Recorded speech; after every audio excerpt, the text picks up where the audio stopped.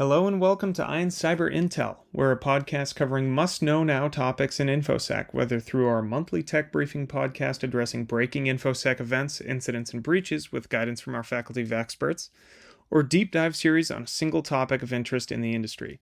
My name is Dylan Mehta. I'm a content marketing manager here at IONS Research, and I'm joined by two of our faculty experts, Jake Williams and Jessica Hebenstreit.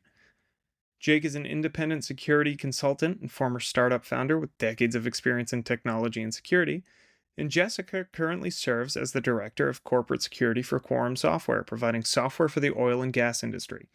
Thank you both for joining me today, and welcome to our first deep dive episode. Oh, thanks for having me. Yeah, thanks for having me as well. This series aims to focus on the impact of generative AI and large language models on security professionals and leadership. Over the course of this episode, we will be addressing appropriate use cases for AI utilization within your organization and the steps your security teams should be taking from a policy and control standpoint. If we want to jump right into foundational AI concepts, kind of get the ball rolling there, and then jump into use cases within AI utilization in organizations. Yeah. Well, hey, look, I'll kick things off here. When I'm talking to security leaders, I think probably one of the biggest things today that folks don't understand about generative AI is non-determinism. And I want to back away from that big word, that big computer science-y word, because that scares non-techies a bit, and say it as probability. Right. So we're talking about a probabilistic model effectively here. And that has huge security implications. If you've used ChatGPT before or Gemini or whatever, you've probably seen the regenerate response button at the bottom. And when you get typically pretty similar responses, sometimes they're not exactly similar enough for your particular use case. And so non-determinism adds risk, and it really changes the way we have to think about security testing, because a given input no longer translates to a specific output.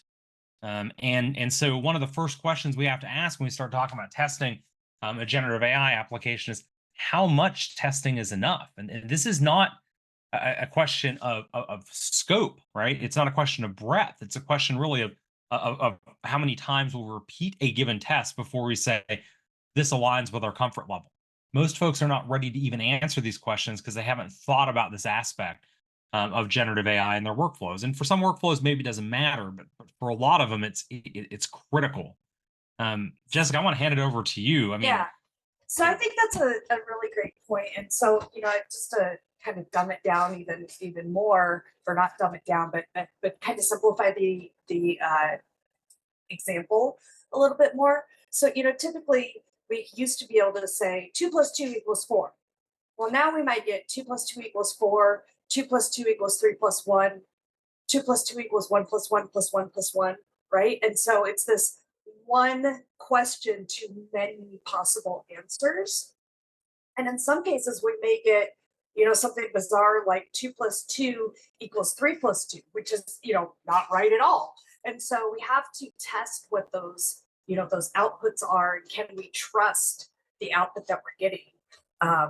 It's kind of like the point I would like to bring home is it's not this one-to-one like Jake was talking about before. It's this one-to-many kind of possibilities.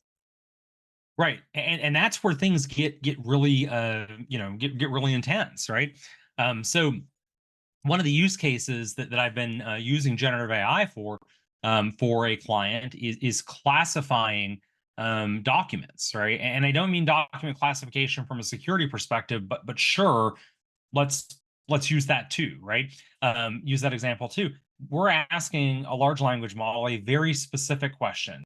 Given this question that a particular constituent has, and then given this particular context that we can provide through a RAG model, what is your confidence, right? So percentage confidence from 0 to 1 that this context can be used to answer this question. And the numbers vary wildly, right? And wildly from literally from 0 to 1. Now, if we start putting them in a scatter plot, right, we will see that there's definitely a center of mass. There's definitely a center of gravity. But if you can't afford for that one failure case or those 5 failure cases, depending where your threshold is at, if you can't afford those use cases, then or those particular failures, then that's not an appropriate use case for generative AI. And so because of the non-determinism risk, one of the things that I consistently bring up with clients is I need you to evaluate what does your nightmare scenario look like, right? And how big is that impact? Yeah, and that's really going to vary from industry to industry, right? Financial services, they're going to have a very thin margin for Right. acceptable risk here, right?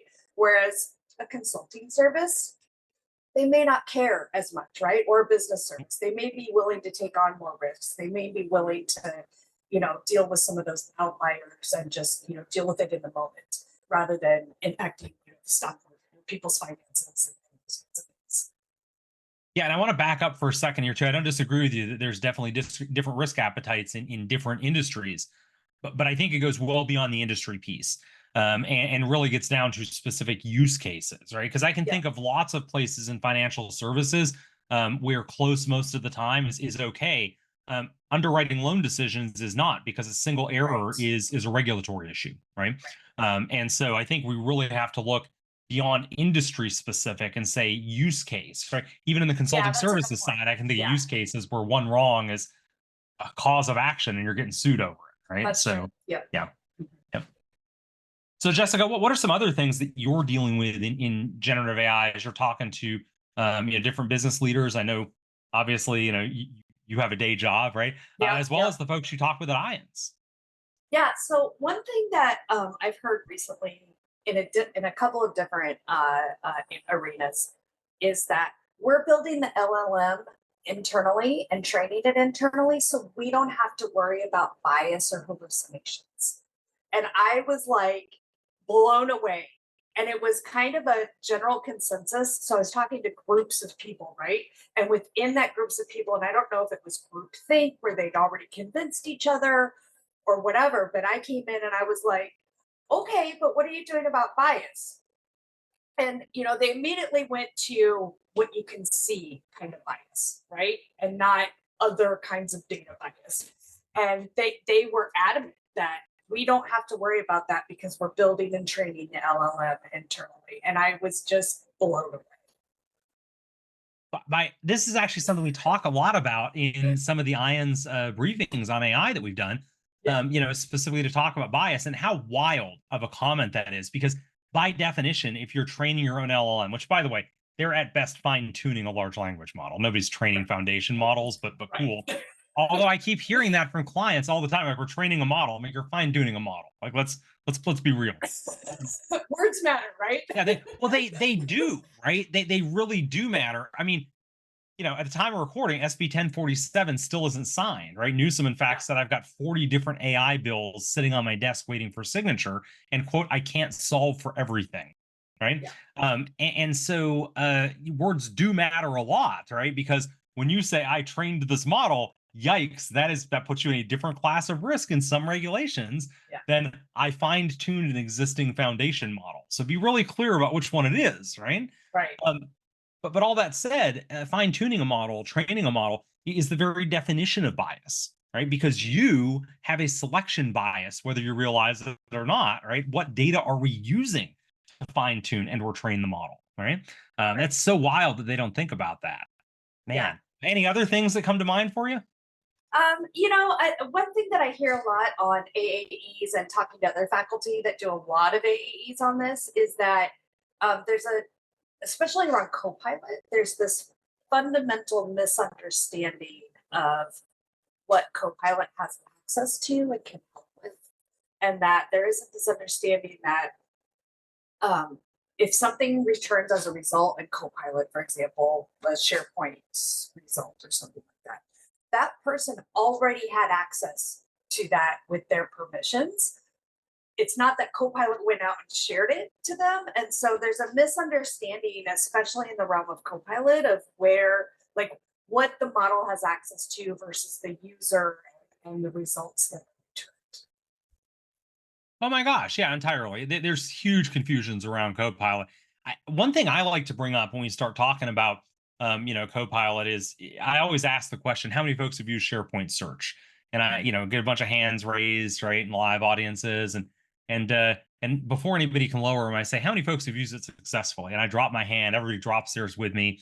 I like to highlight that exact point. It's not that Copilot is giving you access to information, right? Our entitlements management, if you have access to stuff you shouldn't, which you do, our entitlements management was already, I know, shocker, right? Our entitlements management was already broken, but Copilot enabled the access to that. Make no mistake about it, right? It allowed you to surface that information. Right. And one of the reasons for that is Copilot necessarily is building full text indexes. And so, which, by the way, full text indexes is similarity searching, which is stuff we just don't have in SharePoint. Neither of those things, in fact. And so, maybe SharePoint will come to include that one day. Great. Maybe that starts to close the gap on risk. But today, there's definitely a bit of risk there. And then I'm hearing a lot of folks turn around and say, well, don't worry, I put sensitivity labels on my data, and so Copilot won't index it. And I say, my friends, clearly you have not read the 9/11 Commission report, right? Because this is how we got here, is sensitivity labels on data. And so, formal intelligence analysts, formally trained intelligence analysts, have a hard time with the concept of, I ran a search, got nothing back, right? And then concluding, therefore, thing, whatever I search for, does not exist, right? And Copilot, when you start ripping huge amounts of information out of Copilot so that you get rid of that risk, get rid of that risk, right? Air quoting here. Right? Yeah, that's it. That's it. Don't fix the entitlements management. We'll just slap some sensitivity labels on stuff. By the way, I point out that sounds a lot like data classification, another problem that we have sucked at solving over the last couple of decades. But cool, throw all that out for a second. Suppose you're very successful at this, right? I, as an analyst, asking Copilot a question now must somehow keep in the back of my mind, if I've even been trained on this in the first place, the Copilot not returning a result, right? Does not equal a result. Bingo, is not the absence of a result. It's exactly it, right? And so as we begin relying more and more on these tools in our workflow, that creates brand new levels of business risk, right? That are actually being accentuated by trying to resolve a different cybersecurity risk. So how do we educate our leadership on this? Because this is kind of a hard topic, and everybody's like, AI, AI, AI, it's so cool. We got to do all this stuff. And so you're getting this pressure from your leadership. How do you effectively educate them on this so that they are knowingly taking on this risk and not just taking it on due to lack of understanding? Yeah, no, I think that's a great question. Blunt force trauma has definitely been a recommendation of mine. No, I'm kidding. Certainly we wouldn't advocate for violence here, but I think it's having real discussions with your security leadership using terms they can understand. I'm sure you've heard my example, already of the realistic data disclosure risk with AI, where I walk folks through, what do you think of when you hear Apple? And we talk about Apple feet versus Apple iPhone and how that plays into, by the way, folks, if you're listening to the podcast, go back into the portal and look at some of our recorded material or hop on an AE. I'll explain it to you so you can explain it to your executive staff. But you have to break stuff down into terms that they can understand, right? When we start talking about, eigenvectors and cosine similarity searching and ... what they're hearing, I do a lot of board engagement, right? And they consistently, board members consistently tell me when the CISO gets up to speak, it's like, blah, blah, blah, blah, blah, blah, blah. It's like the Charlie Brown teacher, right? It's the Charlie Brown teacher thing, 100%, right? Literally, the one thing they hear the CISO saying is, lots of risk, I need money for security to fix it. And they get into this tech stuff and they're speaking way above, way above the threshold that their audience can understand. Same thing with your execs, because bear in mind, right now, a lot of the sales folks are just making stuff up, right, about capabilities that I know, shocker, right? You are not being truthful. Yeah, of course not. No salesperson would ever, no salesperson or advertiser would ever, completely misconstrue the capabilities of a product. I mean, how could you possibly have seen the Copilot commercial and thought that? I don't know. Anyway, I know. Yeah, no. But seriously, the as you get into that, salespeople are painting a very, very rosy picture, and they're doing it using terms. This is the key point. The salespeople are doing it using terms that the executives understand, and we have to do the same thing. We Right. can't turn around after they've heard a value proposition in normal human speak and come back with a bunch of tech speak, technobabble, right, about why there are risks here. We have to meet them where they are, and that's what's Yeah. not being done in my experience. Yeah, and I mean that's a ever-present issue in security in general, right? Not just with AI. It's just being manifest more. I think it's a more pressing issue now because AI is new. And I think as security professionals, we're also trying to learn how to dumb it down to that level, right? I agree, and I agree and disagree. Like, I agree that Okay. this is an ever-present topic in cybersecurity. I mean, remember I spoke at Blue Team Con a couple of years Yep. ago. Stop talking nerdy to me, all right? Yep. 100% agree. But I think generative AI brings on a brand new element here, because Right. the number of people in industry, even on the technical side, that actually understand the risks of generative AI or how it works, it's magic to them. And Yeah. so us No, that's what trying, I was saying. Yeah. I yeah. think we're in violent agreement. Oh, okay, gotcha. All right. Because I mean, there's a lot of technology like that that's so much more commonplace. I think it's Yeah. easier to explain and easier to Exactly. bring to that level. Here, the gap is so wide, right? It's It's a so much chasm. harder to Yeah. bridge. Yeah. Yeah. Sorry. Yeah. Yeah. So. Yeah. Yeah. So what do you think are some good starting points for like AI use cases, and how do we as security, I guess, bring in, appropriate governance from like a policy controls? So let me flip that question on its head, because when somebody asks me what are great use cases for AI, that sounds It like depends. no, well, but it sounds like a solution looking for a problem, That's true. right? And well, It's I saying, think that's common in a lot of organizations right now, right? Because AI is this new cool shiny thing. oh, it very much is a very common thing in organizations right now. But to me, that very much, every time I have a tech exec ask me, where should I be using AI? It says, I tell them, I say, you sound like that 10-year-old kid, right? Who, Yeah. came down Christmas morning, opened up a package, got a hammer, and said, okay, now what can I hit with this? Right. You have My a tool. brother, the wall. Yeah. I mean, whatever, right? You got a tool, it's a hammer looking for Yeah. a nail.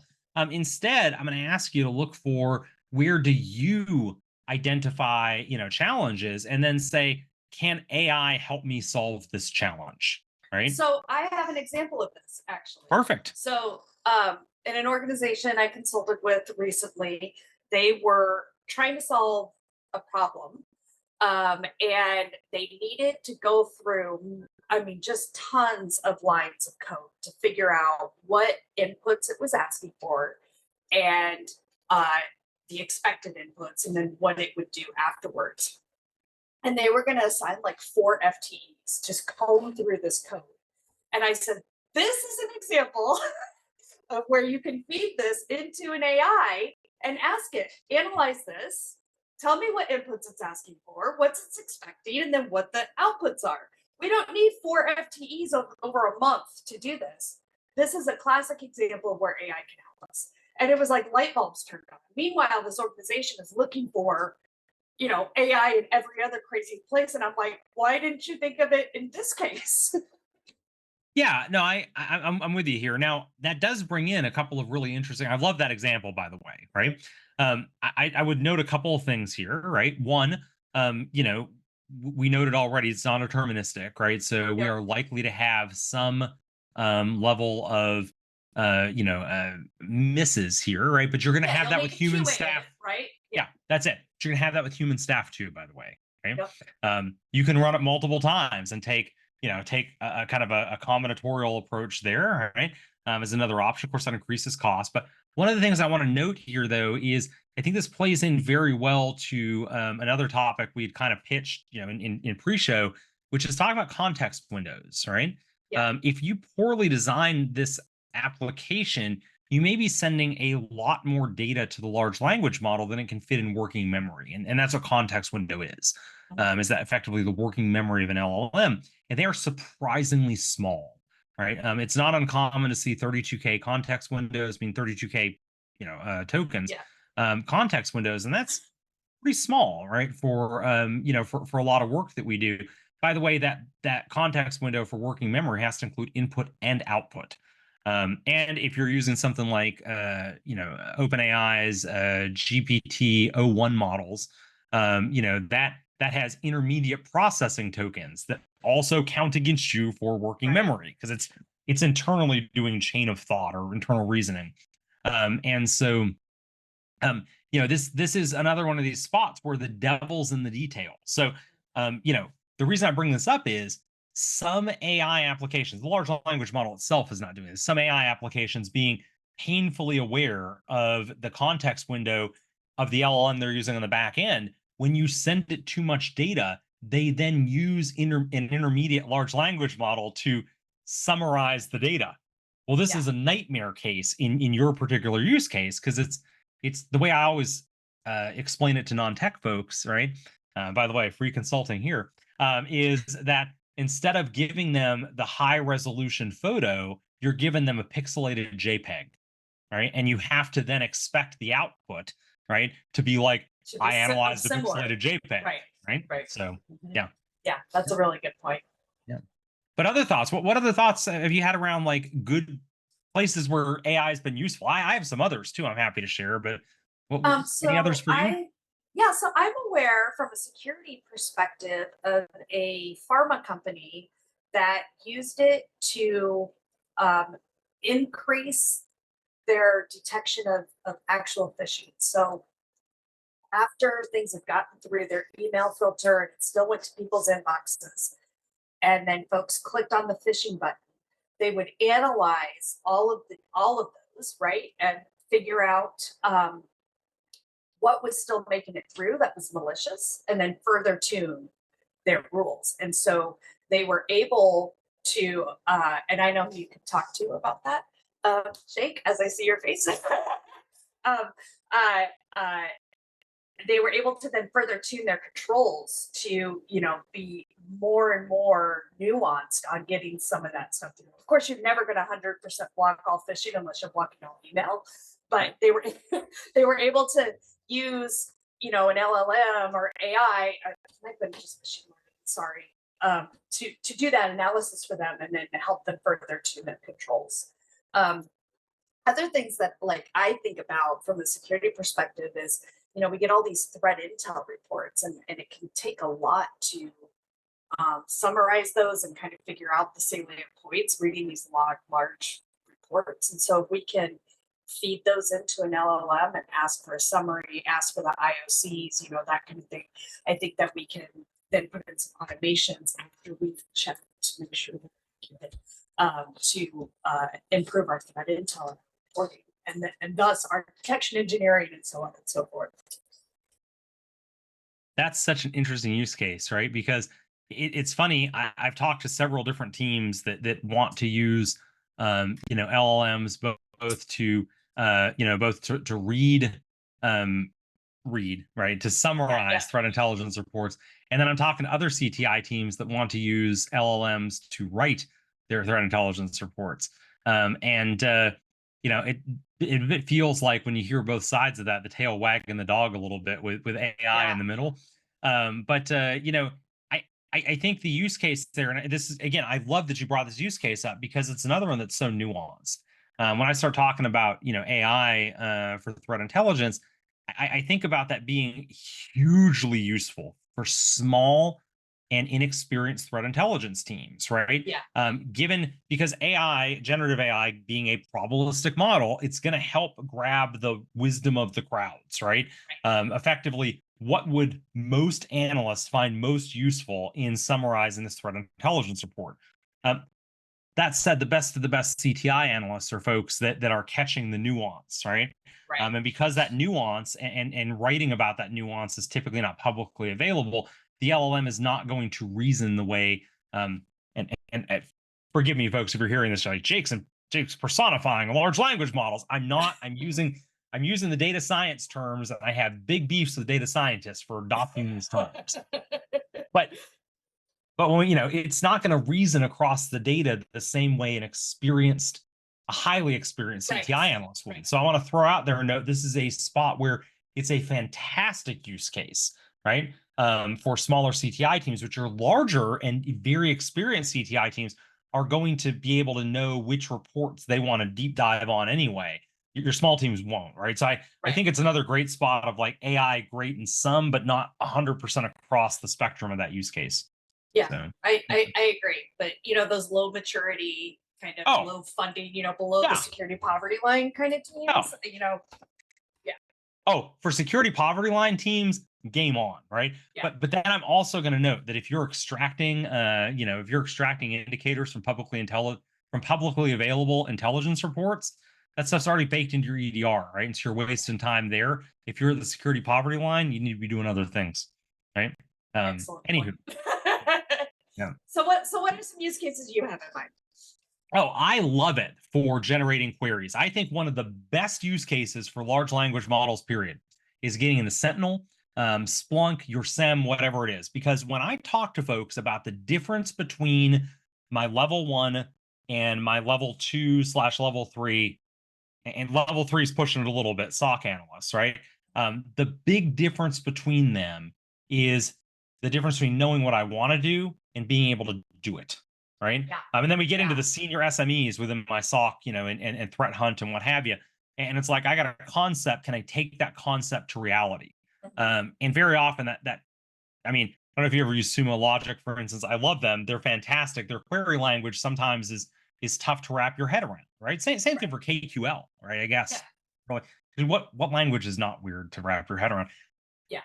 If I can then, basically in plain language, tell the large language model what I want to get out of the SIEM, and it can go generate the query for me, I am shrinking the gap rapidly between my level 1 and level 2s. I should also note, right, there's so much in Microsoft 365, which we are all on, right? Google Workspace accounts for like, what, 3% of enterprise or something? It's low, single-digit numbers. So much of that functionality, particularly in reporting, is not available in the UI. That's PowerShell, baby. Right. And so, but again, now I've got a spot where I can go in. And by the way, too, it's not just PowerShell. In a lot of cases, it's GraphQL, right? And I'm querying that through PowerShell. And so, or Microsoft Graph specific, I guess to get out of GraphQL. Anyway, querying out of Microsoft Graph API.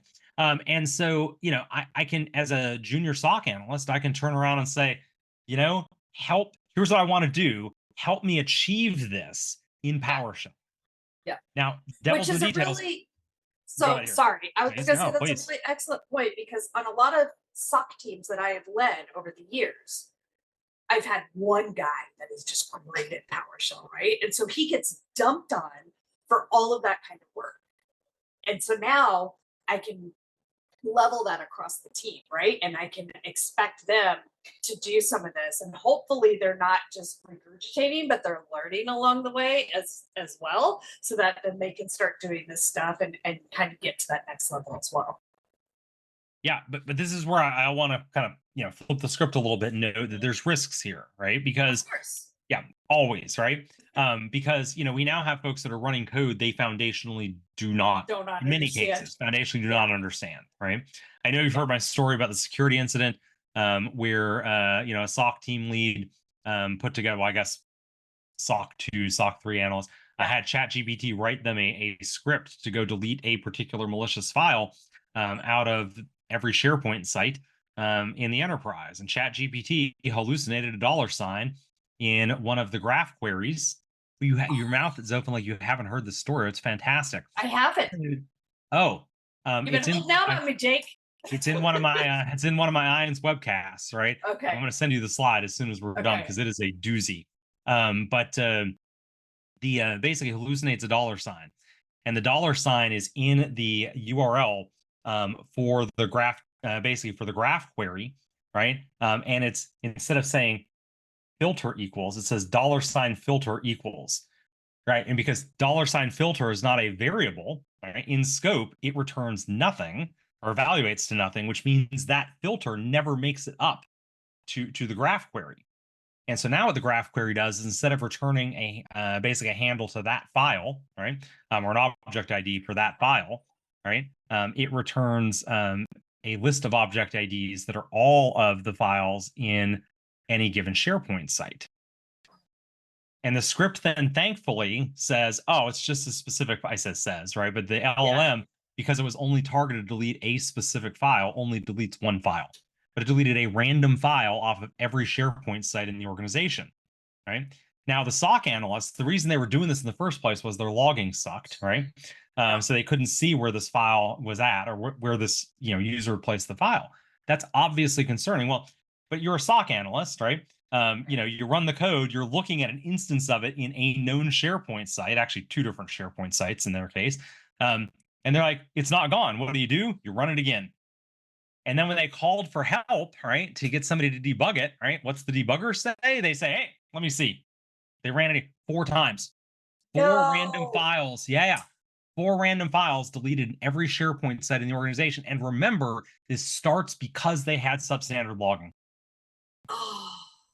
So now we're playing the, hey, now let's activate the incident response process for a different reason. So we went from incident with a lowercase I to incident with an uppercase I, like that, because we couldn't immediately damage assess what the business impact was going to be, right? There's no BIA for this, because how do you do a BIA for some random yay who, without telling you, deletes 4 random files across every SharePoint site? By the way, well, never mind. Anyway, it's a nightmare. Yeah, we'll have to talk offline. Yeah. Oh, yeah. But it's a nightmare case, right? And I think it's a really good cautionary tale for, yes, this can be a huge enabler. Yes, not thinking about this can generate risk. And I want to close here on this story, by the way, by noting that when somebody showed me, it's about 100 lines of code, and they showed me the specific chunk of the code that was doing this, even preconditioning me to this caused an incident, I didn't see it. I didn't immediately go, oh my gosh, that $ shouldn't be there, right? Because the code is it's sound. Everything about it is good except that $. And I mean, I zeroed in on it in about a minute, right, of looking at it. But I'm like, but that was preconditioning me with, this is already problematic. Right. Wow. So AI can be a huge enabler, can also create problems for you to be very wary. And the reason I told that last piece of that tale is, don't think for a minute, always check the AI's work is a compensating control. My friends, it is not. All right. Well, thank you, Jake and Jessica, for joining us in the first of our AI podcast series. I'm really excited for the episodes we have coming up, and for those listening, make sure to give us a follow. If you're interested in more AI-related content, check out our resources page linked in the description, and be sure to sign up to receive our AI Playbook series. We'll see you next time on Iron Cyber Intel. Yeah, thanks for having me. Definitely. Yeah. Enjoy. Thanks.